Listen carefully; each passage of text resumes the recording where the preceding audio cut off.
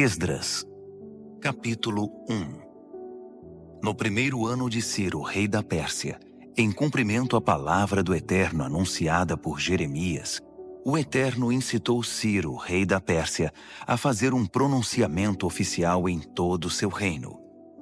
Ele o formulou da seguinte maneira: Decreto de Ciro, rei da Pérsia. O Eterno, Deus dos céus, entregou-me todos os reinos da terra. Ele também me encarregou de construir um templo de adoração a ele em Jerusalém de Judá. Todos os que pertencem ao povo do Eterno, sintam-se convocados, e que o Eterno, seu Deus, esteja com vocês. Subam a Jerusalém de Judá e reconstruam o templo do Eterno, o Deus de Israel, o Deus de Jerusalém. Quem ficar para trás, onde quer que esteja vivendo, ajudará enviando prata, ouro, ferramentas e animais, além das ofertas voluntárias para o templo de Deus em Jerusalém. Os chefes das famílias de Judá e de Benjamim, os sacerdotes e levitas, e todos aqueles que Deus despertou, partiram para reconstruir o templo do Eterno em Jerusalém. Os vizinhos ajudaram, trazendo entusiasticamente prata, ouro, ferramentas, animais, objetos de valor e, acima de tudo, ofertas voluntárias. O rei Ciro também entregou a eles todos os objetos e utensílios do templo do Eterno que Nabucodonosor havia levado de Jerusalém e que estavam no templo dos seus deuses. O rei da Pérsia designou o tesoureiro Mitredate responsável pela transferência. Ele fez um levantamento completo daqueles itens e os entregou a Sesbazar, governador de Judá. Eis a lista: 30 bacias de ouro, 1000 bacias de prata, 29 panelas de prata, 30 tigelas de ouro, 410 tigelas de ouro de segunda linha, 1000 itens variados. Ao todo, Sesbazar levou consigo 5.400 objetos de ouro e de prata quando voltou com os exilados da Babilônia para Jerusalém. Esdras, capítulo 2. Estes são os habitantes da província que retornaram do cativeiro, os exilados que Nabucodonosor, rei da Babilônia, tinha levado cativo. Eles voltaram para Jerusalém e Judá, cada um para sua cidade. Acompanhavam Zorobabel, Jesua, Neemias, Seraías, Reelaías, Mardoqueu, Bilzã, Mispar, Bigvai, Reum e Baaná. Este é o número dos que retornaram, de acordo com sua família de origem. Parós, 2.172. Cefatias, 372. Ara, 775. Paate Moabe, descendentes de Jesua e Joabe, 2.812. Elão, 1.254. Zatu, 945. Zacai, 760. Bani, 642. Bebai, 623. Asgade, 1.222. Adonicão, 666. Bigvai, 2.056. Adim, 454. Ater, descendentes de Ezequias, 98. Bezai, 323. Jora, 112. Rassum, 223. Gibar, 95. Israelitas identificados por lugar de origem: Belém, 123. Netofate, 56. Ananote, 128.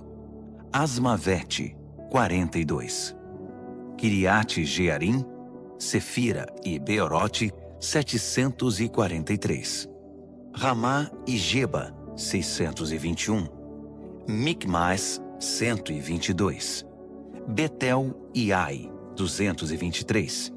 Nebo, 52.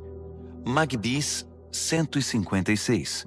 o outro Elão, 1254, Harim, 320, Lode, Hadide e Ono, 725, Jericó, 345, Senaá, 3630.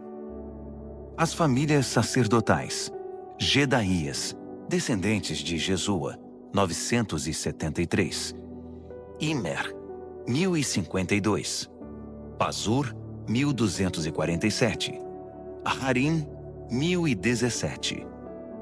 As famílias dos levitas: Jesua e Cadmiel, descendentes de Rodavias, 74.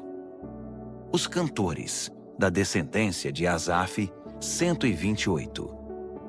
Descendentes dos guardas: Salum, Ater, Talmon, Acube, Atita, Sobai, 139. Descendentes dos servidores do templo: Zia, Razufa, Tabaote, Queros, Sia, Padom, Lebana, Hagaba, Acube, Hagabe, Sanlai, Hanã, Gidel, Gaar, Reaías, Rezim, Necoda, Gazão, Uzá, Pazéia, Bezai, Asná, Meunim, Nefuzim, Baquebuque, Racufa, Harur, Baslute, Meida, Harza, Barcos, Císera, Tamar, Nesias e Ratifa. Descendentes dos servos de Salomão: Sotai, Soferete, Peruda, Jaala, Darcom, Gidel, Cefatias, Ratil, Poquerete, Razebaim e Ami. O total dos servidores do templo de Salomão eram 392. Estes vieram de Tel-Melá, Tel-Harza, Querube, Adã e Imer, mas não puderam provar que eram descendentes dos israelitas: Delaías, Tobias e Necoda, 652. O mesmo aconteceu com os descendentes dos sacerdotes: Rabaías, Racós e Barzilai, que se casou com uma filha de Barzilai de Gileade e era chamado por esse nome. Eles procuraram os registros da família, mas não os encontraram. Por isso foram impedidos de exercer o trabalho de sacerdote e considerados ritualmente impuros.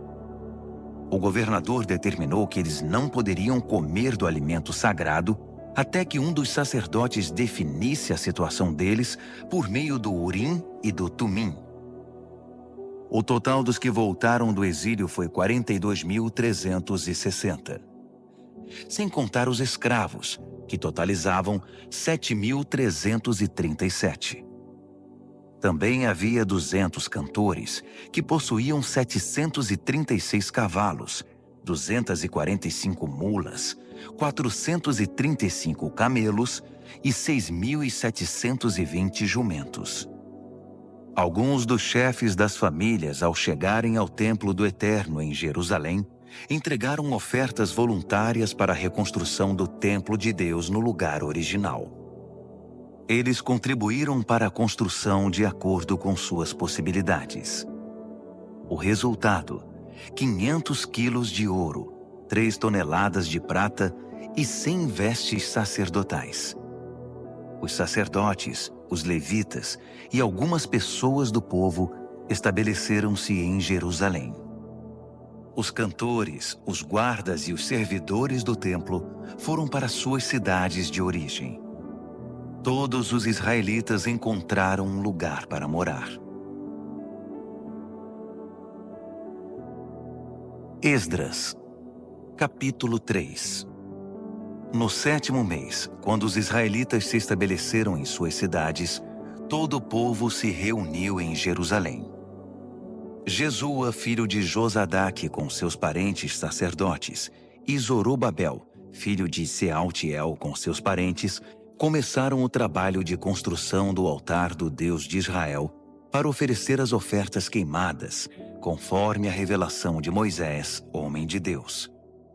Apesar de estarem com medo do que os vizinhos não israelitas pudessem fazer, começaram mesmo assim a erguer o altar sobre os alicerces e a apresentar ofertas queimadas de manhã e à tarde. Também celebraram a festa das cabanas conforme prescrito e apresentaram as ofertas queimadas determinadas para cada dia. Também apresentaram as ofertas dos sábados, da lua nova e das festas sagradas, bem como as ofertas voluntárias ao Eterno. Começaram a oferecer as ofertas queimadas ao Eterno no primeiro dia do 7º mês, apesar de não terem sido lançados ainda os alicerces do templo do Eterno. Eles contribuíram com dinheiro para a contratação de pedreiros e carpinteiros. Também deram comida, bebida e azeite para o povo de Sidom e de Tiro, como pagamento pelo cedro que trouxeram pelo mar do Líbano até Jope, uma carga autorizada por Ciro, rei da Pérsia. No 2º mês do 2º ano da chegada deles ao local do templo do Eterno em Jerusalém, Zorobabel, filho de Sealtiel, e Jesua, filho de Josadaque, com seus parentes sacerdotes e levitas, e todos os que voltaram do exílio para Jerusalém, deram início ao trabalho. Nomearam os levitas de 20 anos de idade ou mais para supervisionar a reconstrução do templo do Eterno. Jesua e seus parentes uniram-se a Cadmiel, Binui e Rodavias e aos parentes de Henadade, todos levitas, para supervisionar os trabalhadores do templo de Deus. Quando os trabalhadores lançaram os alicerces do templo do Eterno, os sacerdotes, com suas vestimentas, ficaram de pé com as trombetas, e os levitas, descendentes de Asaf, com os símbolos para louvar o Eterno, conforme a tradição de Davi, rei de Israel. Eles cantaram responsivamente ao Eterno com louvores e ações de graças. Sim, Deus é bom. Ah, sim, Ele nunca deixará de amar a Israel. Todo o povo pulou de alegria, louvando ao Eterno, pois os alicerces do templo do Eterno foram lançados. Enquanto a multidão cantava alegremente, muitos dos sacerdotes, levitas e chefes das famílias que tinham visto o primeiro templo choravam incontrolavelmente ao ver os alicerces do novo templo. Era impossível distinguir os sons de alegria do choro. O barulho podia ser ouvido de longe. Esdras, capítulo 4.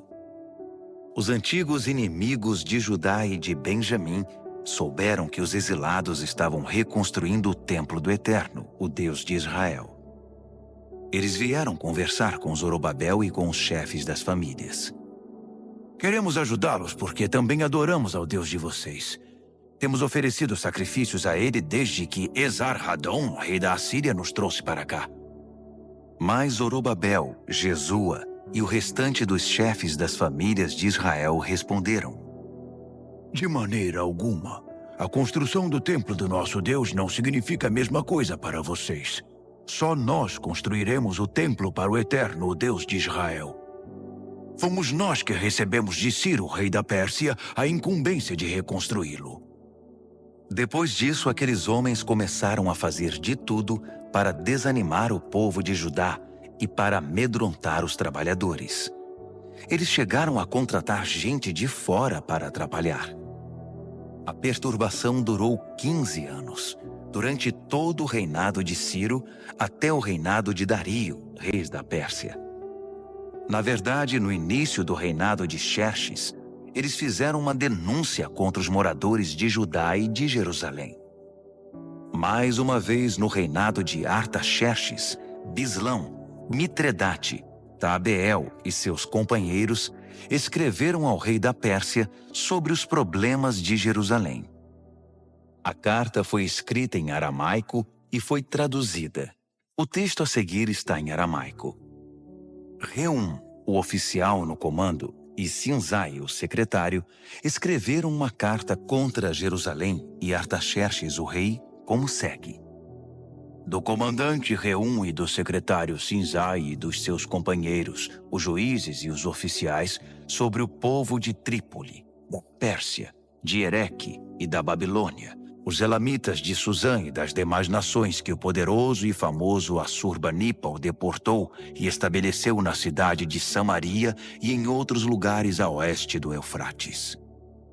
Esta é a cópia da carta que enviaram. Ao rei Artaxerxes, dos seus servos da terra a oeste do Eufrates. Queremos informar o rei que os judeus que partiram daí e chegaram a Jerusalém começaram a reconstruir essa cidade rebelde e má. Estão empenhados em terminar os muros e em reconstruir os alicerces. O rei precisa saber que quando a cidade estiver reconstruída e os muros terminados, os moradores não pagarão mais 1 centavo de tributo, taxas ou impostos. O tesouro real sofrerá com a perda. Somos leais ao rei e não podemos ficar apáticos enquanto o rei é insultado. Daí o interesse em relatar a situação. Sugerimos que o senhor procure nos registros históricos dos seus antepassados e constatará que essa cidade é rebelde, um espinho para qualquer rei ou governador. É um centro de conflitos e revoltas, e isso há muito tempo. Por isso a cidade foi destruída. Queremos que o rei saiba que se a cidade for reconstruída e seus muros restaurados, o Senhor perderá o que tem nas províncias da além do Eufrates. O rei mandou a resposta ao comandante Reum, ao secretário Sinzai e ao restante dos seus companheiros que viviam em Samaria e em outras localidades a oeste do Eufrates. A paz esteja com vocês. A carta que vocês mandaram foi traduzida e lida para mim. Mandei pesquisar os registros e, de fato, foi constatado que essa cidade se revoltou muitas vezes contra os reis. A rebeldia é um hábito antigo ali. Descobri que houve reis poderosos que conquistaram terras a oeste do Eufrates e impuseram taxas, tributos e impostos. Então, façam o seguinte: mandem esses homens interromperem a obra imediatamente. E não permitam que a recomecem até que eu mande. Sejam rápidos e firmes. Eles já causaram muitos danos aos reis. A carta do rei Artaxerxes foi lida para Reum, para o secretário Sinzai e seus companheiros. Eles não perderam tempo. Foram logo avisar os judeus em Jerusalém e os obrigaram a interromper a obra. Assim, a reconstrução do Templo do Eterno em Jerusalém foi interrompida. Nada foi feito até o 2º ano do reinado de Dario, rei da Pérsia. Esdras, capítulo 5. Enquanto isso, os profetas Ageu e Zacarias, filho de Ido, pregavam aos judeus em Judá e em Jerusalém com autoridade concedida pelo Deus de Israel. Por isso Zorobabel, filho de Sealtiel, e Jesua, filho de Josadaque, reiniciaram a reconstrução do templo de Deus em Jerusalém. Os profetas de Deus vieram ajudá-los. Tatenai, governador do território a oeste do Eufrates na época, Setar-Bozenai e seus companheiros procuraram os israelitas e perguntaram: quem deu autorização a vocês para reconstruir o templo e restaurar os muros? Então informamos a eles os nomes dos encarregados da construção. Mas Deus estava atento aos líderes dos judeus. Por isso a obra não foi interrompida até Dario ser informado e enviar a resposta oficial. Tatenai, governador do território a oeste do Eufrates, Setar-Bozenai e seus companheiros, os oficiais do território, enviaram uma carta ao rei Dario. Este é o conteúdo. Ao rei Dario, paz e sucesso. Queremos relatar ao rei que fomos à província de Judá, ao templo do grande Deus que está sendo reconstruído com enormes pedras. No momento estão pondo as vigas de madeira nas paredes. A obra está sendo executada com empenho e rapidez. Perguntamos aos líderes: quem deu autorização a vocês para reconstruir o templo e restaurar os muros? Também pedimos os nomes dos responsáveis para que pudéssemos informar quem são os encarregados da construção. Eles nos disseram o seguinte: somos servos do Deus dos céus e da terra, Estamos reconstruindo o templo que foi construído muito tempo atrás. Um grande rei de Israel construiu toda esta estrutura. Mas nossos antepassados deixaram o Deus dos céus furioso. Por isso, ele os entregou nas mãos de Nabucodonosor, rei da Babilônia, que destruiu o templo e levou o povo cativo para a Babilônia. Mas quando Ciro se tornou rei da Babilônia, no seu primeiro ano, autorizou a reconstrução do templo de Deus. Além disso, devolveu os utensílios de ouro e de prata do templo de Deus que Nabucodonosor tinha levado embora e posto no templo na Babilônia. O rei Ciro retirou-os do templo da Babilônia e os entregou a Sesbazar, a quem nomeou governador. Ele disse a Sesbazar: "Põe estes utensílios de volta no templo de Jerusalém." Desde então, estamos reconstruindo o templo, mas ainda não terminamos.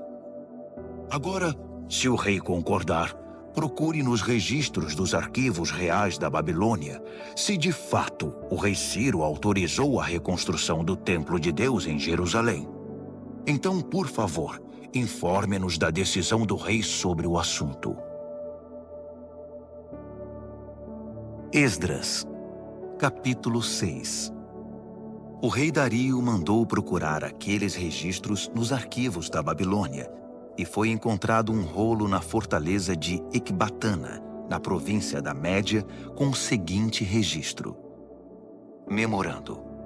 No primeiro ano do seu reinado, Ciro promulgou um decreto com respeito ao templo de Deus em Jerusalém, nos seguintes termos: o templo no qual foram oferecidos sacrifícios deve ser reconstruído sobre novos alicerces. Terá 27 metros de altura e 27 metros de largura, com 3 camadas de pedras grandes e uma de madeira. O custo da obra será pago pela tesouraria do reino. Os utensílios de ouro e de prata do templo de Deus, que Nabucodonosor levou para a Babilônia, deverão ser devolvidos ao templo de Jerusalém, cada um ao seu devido lugar. Ordeno que sejam postos de volta no templo de Deus. Dario respondeu: Agora ouçam, Tatenai, governador do território a oeste do Eufrates, Setar-Bozenai, seus companheiros e todos os oficiais do território. Não os impeçam. Deixem o governador e os líderes dos judeus em paz, para que possam dedicar-se à reconstrução do templo de Deus. Portanto, determino oficialmente que vocês ajudem os líderes dos judeus na reconstrução do templo de Deus da seguinte forma. 1. Todos os custos da construção serão pagos pela tesouraria do reino, dos tributos arrecadados do território a oeste do Eufrates. Pague-nos em dia, para que a obra não seja interrompida. 2.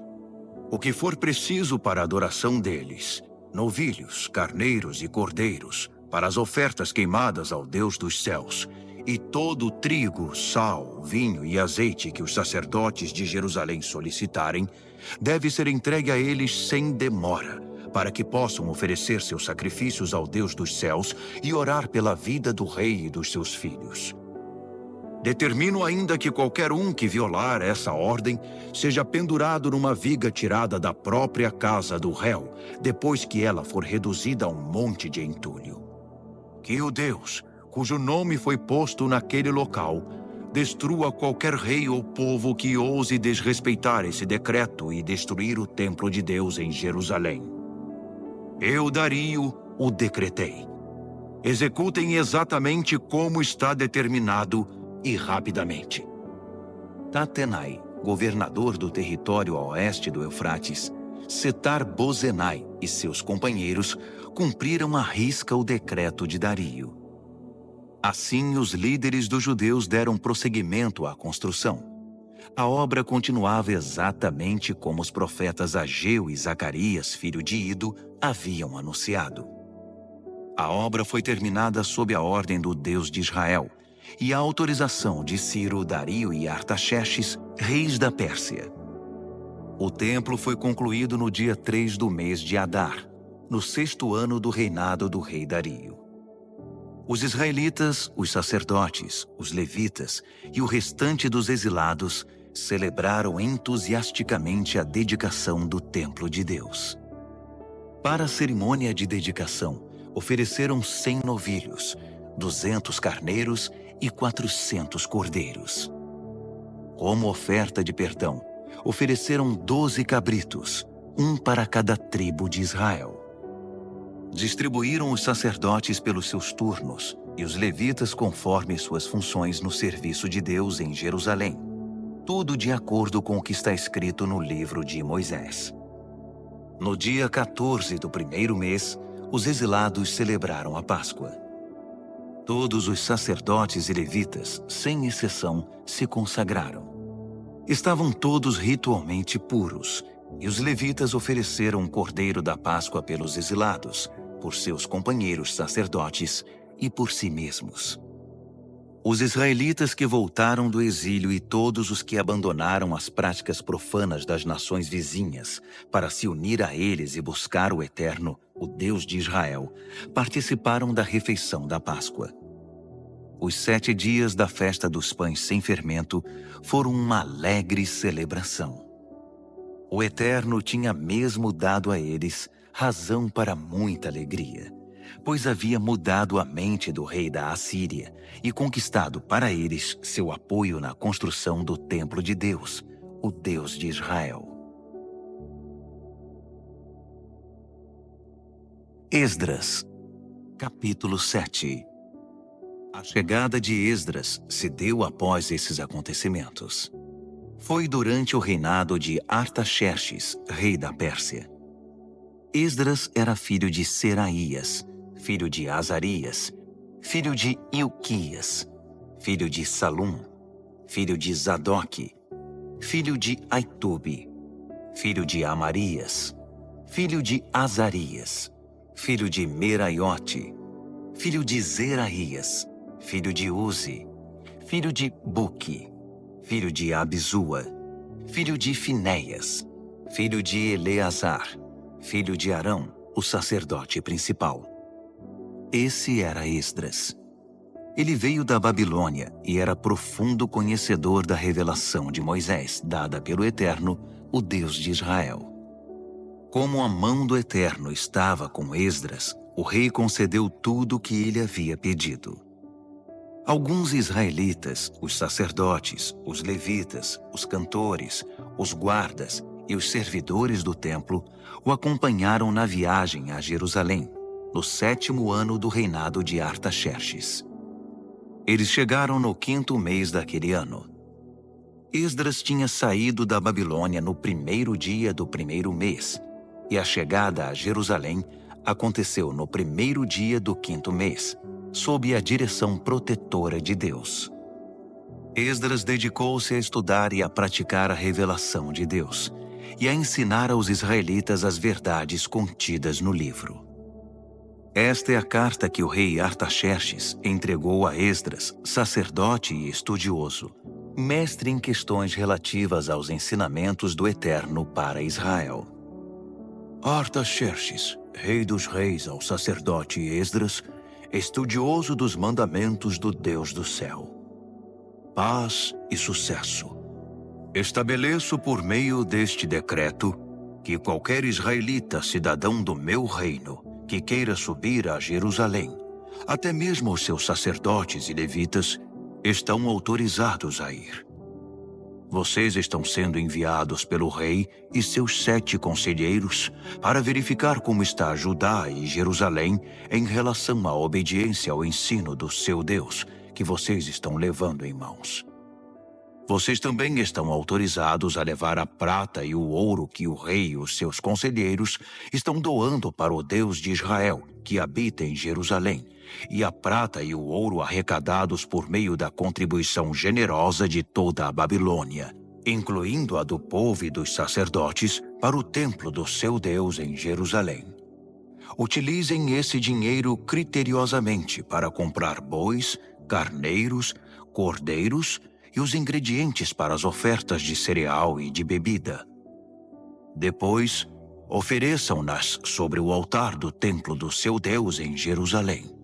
Fiquem à vontade para utilizar o restante da prata e do ouro naquilo que vocês e seus parentes acharem melhor, conforme a vontade do seu Deus.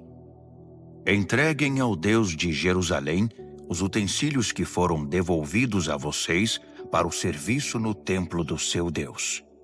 Se precisarem de mais alguma coisa para o templo, paguem com os recursos da tesouraria do reino. Eu, o rei Artaxerxes, autorizo solenemente e determino a todos os tesoureiros do território a oeste do Eufrates que forneçam ao sacerdote Esdras, o estudioso dos mandamentos do Deus do céu, tudo de que ele precisar, até a quantia de 3,5 toneladas de prata, 100 tonéis de trigo, 10 barris de vinho, 10 barris de azeite e sal à vontade. Tudo que o Deus dos céus exigir para o templo deve ser entregue sem hesitação, porque o rei e seus filhos arriscariam provocar sua ira. Fique claro que ninguém poderá cobrar tributos, taxas ou impostos de nenhum sacerdote, levita, cantor, guarda do templo, servidor do templo ou qualquer trabalhador vinculado ao templo de Deus. Eu o autorizo, Esdras, com a sabedoria que Deus deu a você, a nomear magistrados e juízes para administrar a justiça a todo o povo do território a oeste do Eufrates, que viva de acordo com os mandamentos de Deus. Você tem a missão de ensinar os mandamentos de Deus aos que não os conhecem. Quem não obedecer aos mandamentos do seu Deus e às leis do rei deve ser imediatamente processado e punido com morte, exílio, multa ou prisão. Bendito seja o Eterno, o Deus de nossos antepassados, que concedeu ao rei o propósito de honrar o templo do Eterno em Jerusalém. Além do mais, Deus fez que o rei e todos os seus conselheiros e oficiais influentes fossem benevolentes para comigo. O Eterno, meu Deus, esteve ao meu lado. Por isso estou pronto para ir. Já organizei a viagem de todos os líderes de Israel que irão me acompanhar. Esdras, capítulo 8. Estes foram os chefes das famílias e os que se alistaram para sair comigo da Babilônia, no reinado do rei Artaxerxes. Da família de Finéias, Gerson; família de Itamar, Daniel; família de Davi, Atos; família de Secanias; família de Parós, Zacarias com 150 homens registrados; família de Paate-Moabe, Elioenai, filho de Zeraías com 200 homens; família de Zatu, Secanias, filho de Jeeziel, com 300 homens; família de Adim, Ebede, filho de Jonatas, com 50 homens; família de Elão, Jesaías, filho de Atalias, com 70 homens; família de Cefatias, Zebadias, filho de Micael, com 80 homens; família de Joabe, Obadias, filho de Jeiel, com 218 homens; família de Bani, Selomite, filho de Josifias, com 160 homens; família de Bebai, Zacarias, filho de Bebai, com 28 homens; família de Asgade, Joanã, filho de Racatã, com 110 homens; família de Adonicão, trazendo os últimos, Elifelete, Jeuel, Semaías, com 60 homens; família de Bigvai, Utai e Zabude, com 70 homens. Eu os reuni próximo ao canal que desce para Aava. Acampamos ali 3 dias. Descobri que no grupo só havia leigos e sacerdotes, mas nenhum levita. Por isso, mandei chamar os líderes Eliezer, Ariel, Semaías, Eunatã, Jaribe, Eunatã, Natã, Zacarias e Mesulão, e os mestres Joiaribe e Eunatã. Depois, mandei que falassem com Ido, chefe da cidade de Cassifia. Expliquei o que deveriam dizer a Ido e a seus parentes que moram em Cassifia. Mande-nos ministros para o templo do nosso Deus. A boa mão de Deus estava conosco. Por isso eles trouxeram um homem sábio da família de Mali, filho de Levi, filho de Israel, que se chamava Serebias. Entre filhos e irmãos vieram 18 homens. Trouxeram também Razabias e Jesaías da família de Merari. Entre filhos e irmãos eram 20 homens. Também vieram 220 servidores do templo, descendentes dos que ministravam no templo que Davi e os oficiais haviam designado para auxiliar os levitas em seu trabalho. Todos foram registrados pelo nome. Perto do canal de Aava, proclamei um jejum, pois era hora de demonstrar humildade diante do nosso Deus e de orar por sua orientação e proteção na viagem, pelas pessoas e pelos bens que estávamos transportando. É que eu tinha ficado sem jeito de pedir uma escolta ao rei contra os assaltos na estrada. Em vez disso, dissemos a ele: o nosso Deus protege todos os que o buscam, mas se desvia daqueles que o abandonam. Assim jejuamos e oramos por nossa viagem, e Deus nos ouviu. Depois escolhi a 12 dos principais sacerdotes, Serebias, Razabias e 10 de seus irmãos, e pesamos a prata, o ouro, os utensílios e as ofertas para o templo do nosso Deus que o rei, os seus conselheiros e todos os israelitas haviam doado. O resultado: 25 toneladas de prata, 100 utensílios de prata no valor de quase 4 toneladas de ouro, 20 tigelas de ouro de 8,5 kg, 2 vasilhas de bronze polido, tão valioso quanto o ouro. Depois da contagem, declarei: vocês e esses utensílios estão consagrados ao Eterno. A prata e o ouro são ofertas voluntárias para o Eterno, o Deus de seus antepassados. Guardem esses objetos até que possam pesá-los no templo do nosso Deus, diante dos sacerdotes, dos levitas e dos chefes das famílias que estão em Jerusalém. Os sacerdotes e os levitas ficaram responsáveis por tudo que foi pesado e entregue a eles e tomaram todas as providências para levá-los ao templo de nosso Deus em Jerusalém. Saímos do canal de Aava no dia 12 do primeiro mês, em direção a Jerusalém. Deus esteve conosco durante toda a viagem e nos protegeu de assaltos e de bandidos nas estradas. Chegamos a Jerusalém e aguardamos 3 dias. No 4º dia, a prata, o ouro e os utensílios foram pesados no templo do nosso Deus e entregues a Meremote, filho do sacerdote Urias. Eleazar, filho de Finéias, estava com ele, além dos levitas Josabade, filho de Jesua, e Noadias, filho de Binuí. Tudo foi contado e pesado, e registraram o peso total. Quando chegaram os exilados, eles ofereceram ofertas queimadas ao Deus de Israel como segue: 12 bois, representando as tribos de Israel, 96 carneiros, 77 cordeiros, 12 cabritos como oferta de perdão. Tudo isso foi oferecido como oferta queimada ao Eterno. Também divulgaram as ordens do rei aos administradores das províncias nomeados no território a oeste do Eufrates, e eles deram todo o apoio ao povo na obra do templo de Deus. Esdras, capítulo 9. Depois de tudo pronto, os líderes vieram conversar comigo. Disseram: o povo de Israel e os sacerdotes e levitas não se separaram dos povos vizinhos, nem das práticas perversas e obscenas dos cananeus, dos heteus, dos fariseus, dos jebuseus, dos amonitas, dos moabitas, dos egípcios e dos amorreus. Eles deram suas filhas em casamento a esses povos, e seus filhos se casaram com as filhas deles. A linhagem santa agora está misturada com esses povos. Os nossos líderes e oficiais foram os primeiros a cometer esse pecado. Quando ouvi isso, rasguei minha roupa. até minha túnica. Arranquei cabelo da cabeça e da barba e me joguei no chão desesperado. Muitos estavam tremendo de medo em virtude do que Deus estava dizendo sobre a traição dos exilados.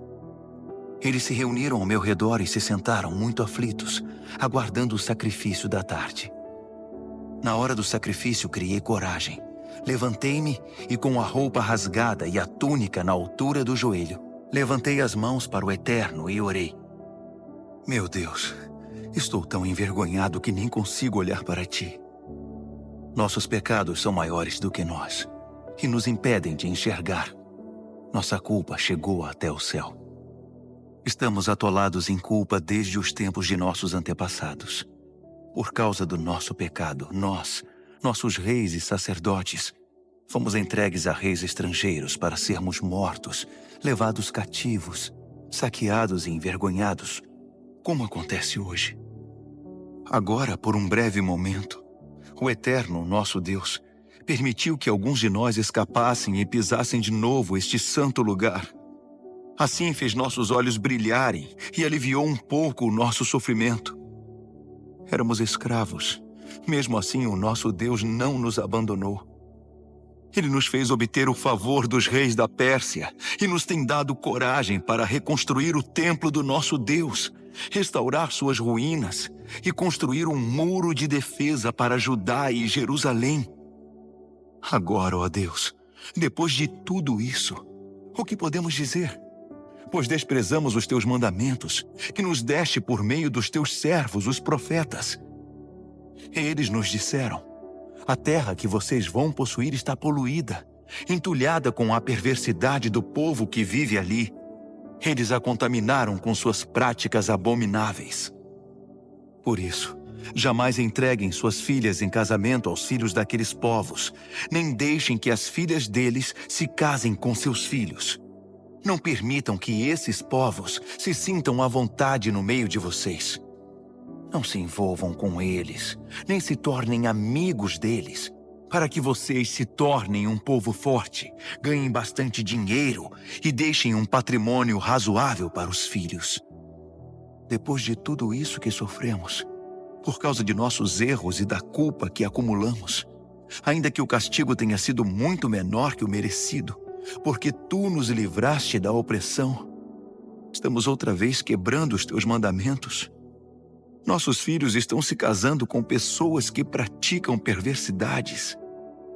Não seria isso motivo para que elimines este povo, sem deixar um único remanescente, sem dar a ninguém a chance de escapar? Tu és o Deus justo de Israel. E hoje não passamos de um pequeno bando de exilados que conseguiram sobreviver. Olha para nós, que estamos diante de ti com toda essa culpa. Mas sabemos que não vamos aguentar esta situação por muito tempo. Esdras, capítulo 10. Esdras chorava, prostrado diante do templo de Deus. Enquanto orava e fazia essa confissão, uma multidão imensa de homens, mulheres e crianças de Israel se aglomerou em torno dele, e todos começaram a chorar compulsivamente. Secanias, filho de Jeiel, da descendência de Elão, na condição de porta-voz do povo, disse a Esdras: Traímos o nosso Deus, casando-nos com mulheres estrangeiras dos povos ao redor. Mas nem tudo está perdido, ainda há esperança para Israel. Vamos fazer uma aliança agora mesmo com o nosso Deus. Vamos mandar embora todas essas mulheres e seus filhos, de acordo com o que o meu Senhor e aqueles que respeitam os mandamentos de Deus estão dizendo. Agora, Esdras, levante-se, tome a iniciativa e nós o apoiaremos. E não volte atrás. Assim Esdras arrancou dos sacerdotes, dos levitas e de todo Israel a promessa solene de acatar a proposta de Secanias. E eles honraram a promessa. Esdras deixou a praça que ficava em frente do templo de Deus e foi para a casa de Joanã, filho de Eliasibe, onde se hospedou. Ele continuou jejuando sem comer nem beber nada, e chorando por causa da traição dos exilados. Depois disso, foram enviados mensageiros a todo o território de Judá e por toda Jerusalém, convocando os exilados a se reunirem em Jerusalém. Quem não aparecesse dentro de 3 dias, conforme a decisão dos líderes e das autoridades, teria seus bens confiscados e seria eliminado da comunidade. 3 dias depois, todos os homens de Judá e de Benjamim estavam em Jerusalém.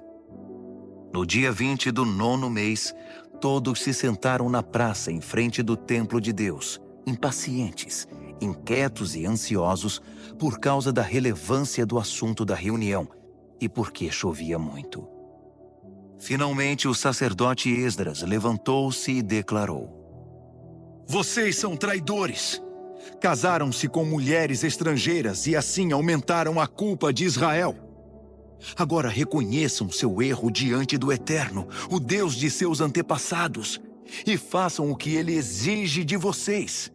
Mantenham distância dos povos da terra e separem-se das mulheres estrangeiras. Toda a congregação respondeu a uma só voz: Sim, faremos tudo o que você mandar. Mas havia uma ressalva. Veja bem, tem muita gente aqui e estamos na época da chuva. Você não espera que resolvamos isso agora, debaixo de chuva, não é? Vai ser preciso esperar um pouco, porque foram muitos os que cometeram esse erro. Devemos deixar que nossos líderes decidam pela congregação e que cada homem que vive em nossas cidades e tenha se casado com uma estrangeira compareça aqui numa data determinada, acompanhado das autoridades e dos juízes da cidade. Faremos isso até que o furor da ira do nosso Deus se afaste de nós.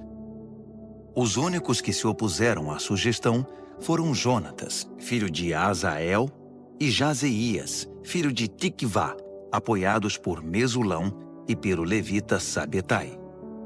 Então, os exilados decidiram pôr o plano em prática.